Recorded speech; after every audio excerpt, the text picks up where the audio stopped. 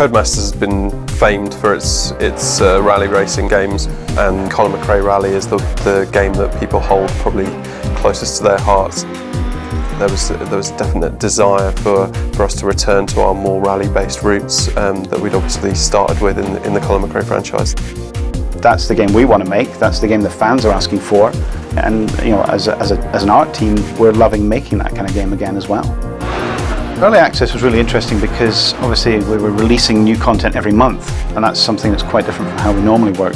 But this was giving us feedback from the community on a monthly basis, so we were able to actually try a few different things out and then make adjustments depending on what the players were feeding back to us.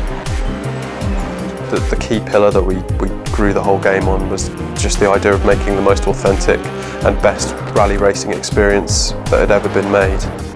We started from the ground up, looking at what we needed to do with the tracks, how we needed to change the cars to make sure that they drove properly within those tracks, getting that feeling right, that sense of actually flowing through a stage, and I guess that sense of impending doom if you ever do go off the road. All of that stuff really fed into what it was to be a rally driver and the mindset that you approach those stages with. We wanted to find some of the best roads in the world of rally. We ended up with this huge variety of road and challenge. So as you move from location to location, you really feel the difference. The team go out to the locations sometimes 3 or 4 years in advance. The idea of actually being able to smell what the atmosphere is like there, being able to see the dust blowing over, gives them a much better perspective of what the environment should feel like when they get it into the game.